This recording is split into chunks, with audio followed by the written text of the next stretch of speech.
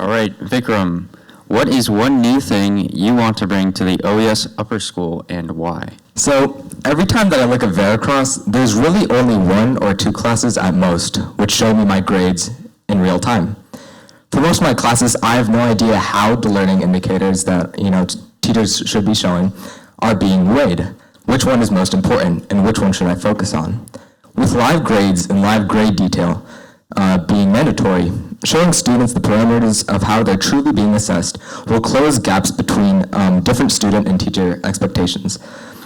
It'll give us a greater understanding of where exactly we need to improve, letting students know what kinds of assessments and assignments a student is struggling with.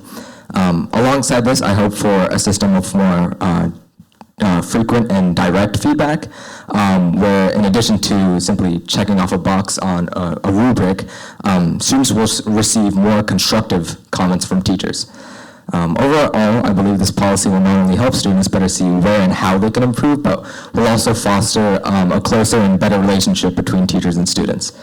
From what I've been told, it seems like there's already some work being done in this area, but I want to bridge this gap in communication even further, and I think alongside my leadership, I believe this can become a reality.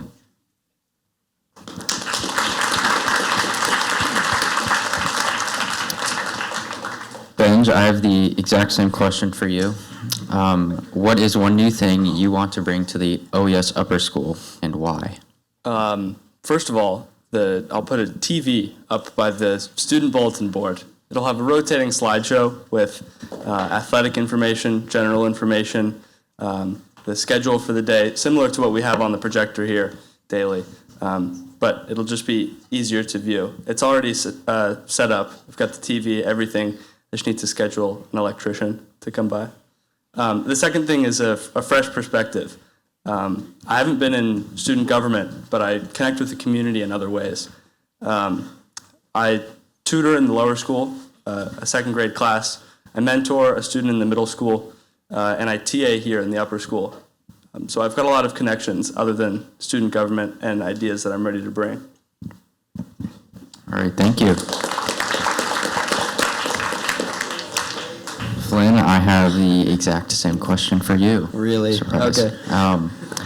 And that question is, what is one new thing you want to bring to the OES Upper School and why? Yeah, so something I think could really benefit the community as a whole at OES is recognition of independent student achievements, accomplishments, and upcoming things that they might have had. So obviously we know like big success stories within our community, but sometimes those individual success stories from students, whether it be musically, athletically, academically, get overlooked.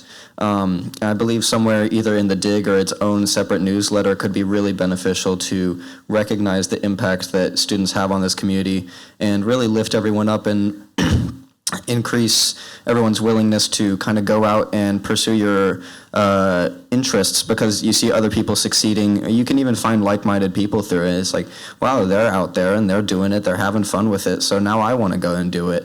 And that not only benefits our community, but then other communities around Oregon. You see people going out and doing good and really lifting themselves up, and then everyone gets lifted up together. And I think that could really, really benefit us as a whole. All right, thank you. We now get interesting questions from Grant. What's the question? The question is, what is one new thing you want to bring to the OES Upper School I think I got why? that.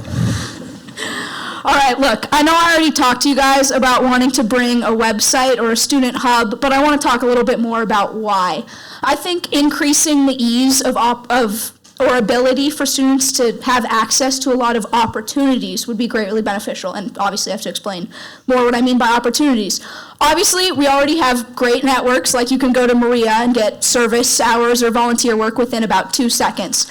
But other opportunities are sometimes a little bit more difficult to come by. I want to increase the ability for students to look at job opportunities or internship opportunities across Portland, and similar somewhat to what Flynn was saying, increased connection that students have with the greater Portland community.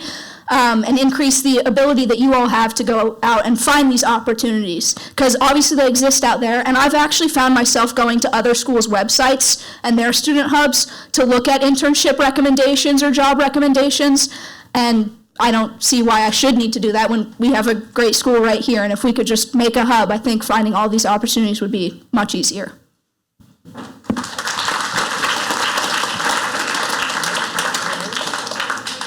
Don, what is one new thing you want to bring to the OES Upper School and why? Wow.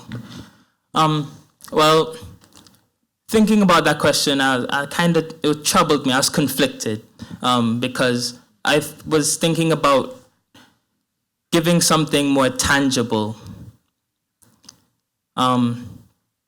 So I started to go to these people, the people sitting right in front of us here.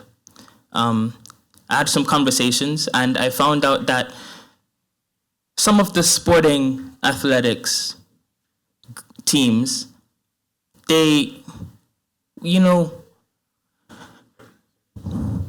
going to an away game, strenuous. If you've ever faced an away crowd, you know that you get some words, you get some chat. The referee probably is not on your side. Having your own school support you is an extremely beneficial thing to have emotionally and mentally, especially when you're doing something as physical as sport. And so I propose shuttles, maybe once or twice every semester, for a group of students to follow the team to a large away game. Maybe not Catlin Gable, but we'll find a way. Thank you.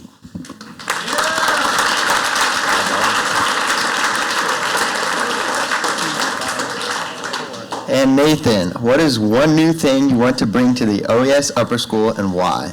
So yeah, similar to Don, I've struggled a little bit with this question. I mean, I think there are plenty of things I'd like to change about OES. We need a concrete AI policy, and there's an AI committee exploring that, but the current guidelines can be really confusing. And although I'm fine with teachers placing restrictions on AI use, students shouldn't have to guess what's allowed and what's not, because that just isn't fair to the student. I also think, like a lot of people, we've struggled a little bit to rebuild our community after COVID. I think some roles could be formalized a bit more. For example, after talking with some students, as well as with Liz Weiler, I would support the creation of a school spirit director to help bring energy and support to athletic teams, as well as the creation of a student arts director to help organize galleries and performances to showcase all of our artistic talent. And both of these could be run as special elections in the fall, open to all grades. At the end of the day, though, Stuco has to work for the student body, not the student body president, and that means the most important thing is improving those three key facets I mentioned in my speech: transparency, engagement, and accountability. As student body president, our open seat will always be filled. Stuco reps will actively ask for input in person rather than waiting passively to receive it, and you will always know what we are working on. Student council's job is to represent student interests, and the issues we need to raise are your issues. The complaints we need to bring are your complaints, and our successes are your successes.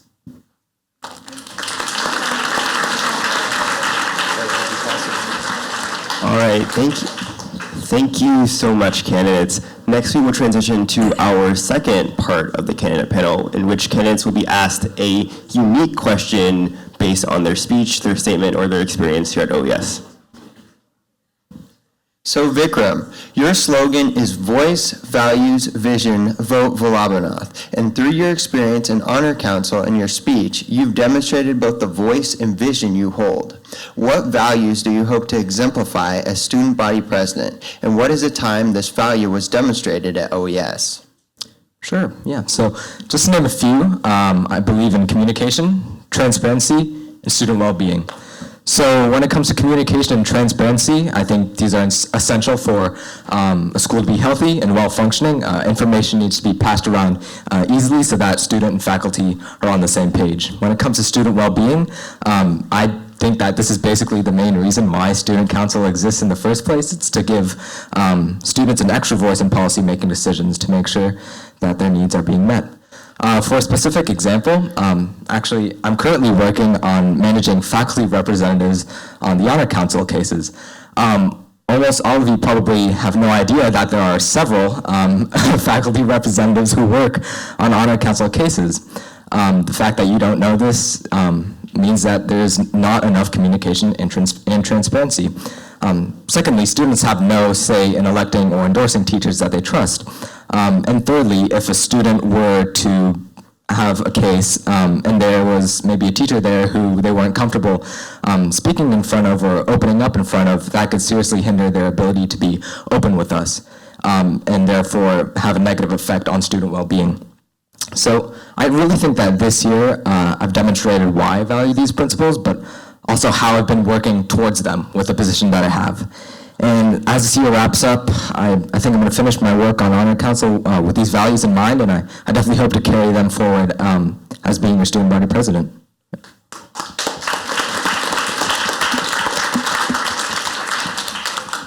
All right, Benj, our question for you is, in your speech, you spoke about adding a vice president, treasurer, and representatives from certain parts of the school. Can you explain why you think we need these new positions and what would they do?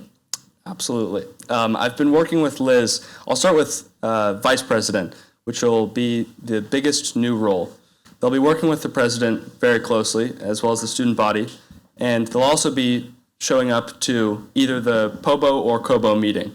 Right now, the president either goes to POBO or COBO, and they can't be in both places at once. And I think there should be someone from the presidential team at both of the branches at once. They could also have other roles that I'm looking into right now.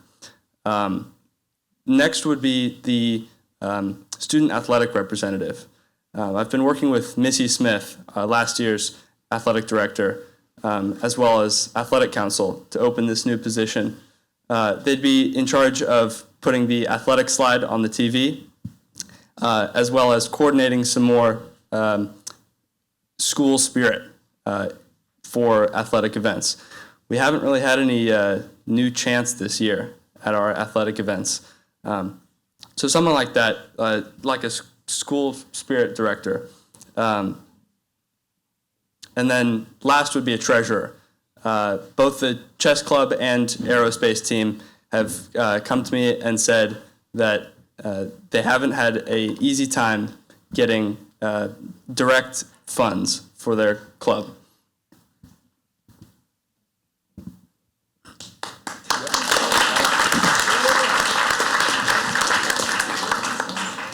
All right, Flynn, in your speech, you said that this community is crucial to the success of each individual.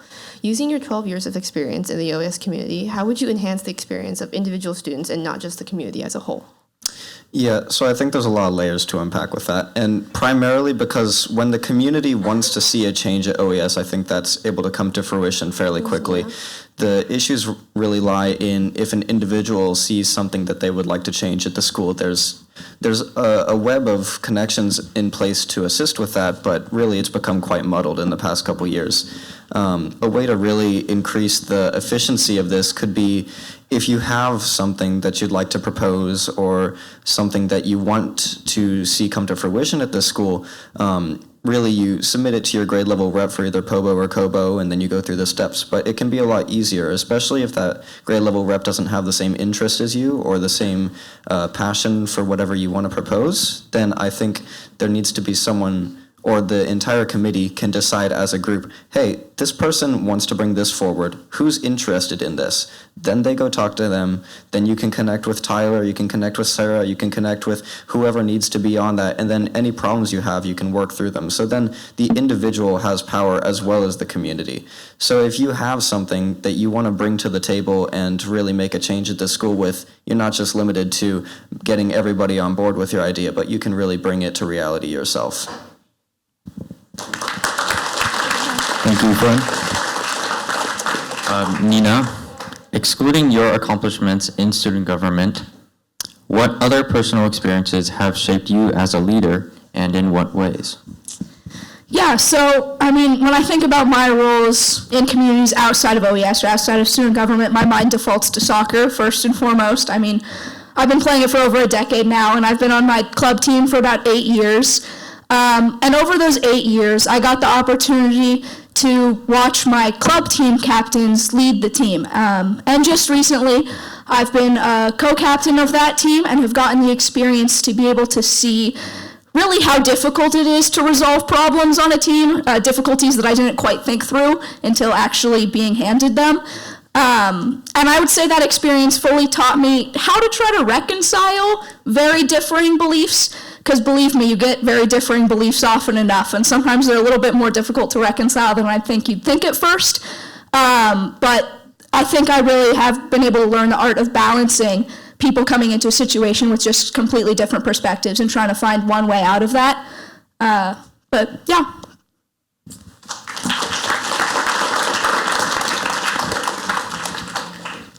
Don, our question for you is, as you said in your speech, you are a newer student at OES. How will you use that status to bring in new ideas to meet the community's needs while also overcoming the challenges that come with being a newer student? Well, to overcome the challenges of being a new student, first you need to actively listen and engage with the community present at the school, and have conversations which lead to mutual respect. I had a conversation with a friend asking whether or not they thought I was new. And they responded with, well, have you been everywhere? Well, probably not, right? But I can tell you where I have been. I've played soccer with you. I've eaten with you. I've gone to dances with you. I've directed plays, written plays with you. I've gone to many a place with friends. But, well, could you repeat the question, please? Yes. Forgot. As you said in your speech, you are a newer student at OES. How will you use that status to bring new ideas to meet the community's needs while also overcoming the challenges that come with being a newer student? Yeah. So my new perspective coming into the school would create alleyways in which I could provide new ideas.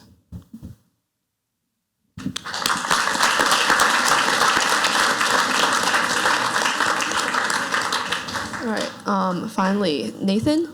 Nathan, you are the policy board chair, an uncommon position for a non-senior to hold.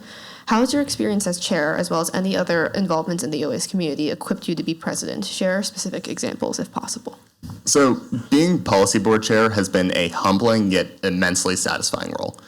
For me, the difference between being a board rep and the chair was much more significant than I think I'd expected when I was elected last spring. You know, I've always stood by the view that Stuco has to represent student interests, and when I joined POBO as a sophomore grade rep, I did that mostly by pursuing the policies that I had promised, my grade. And it was my entire purpose. It was super individualistic. It was always go, go, go. That's not a bad thing, not at all. In fact, I think that's what a lot of Stuco reps should be doing, but that's not the role of board chair. I've learned over the course of the past year that the role of board chair is not to advance my agenda, but to help everyone on the team advance theirs. There have also been times where I've had to turn down certain projects because they weren't in students' best interest. And at the end of the day, if our promise is really to represent student voice, we have to only implement the policies that students want. Being board chair has helped me learn how to listen, how to bring in as many voices as possible, and how to recognize when I'm outvoted and when I need to listen and work to implement the view of the board. Although being student body president is certainly a bigger role than being POBO chair, especially since the student body president must work closely with COBO as well as POBO, the fundamental lessons stay the same. Student council must serve the student body, and for student council to be able to do that, the student body president must serve the student council. The student body president's job is not to represent themselves or their views, but to represent you and your views. And more than anything, that is my promise to you.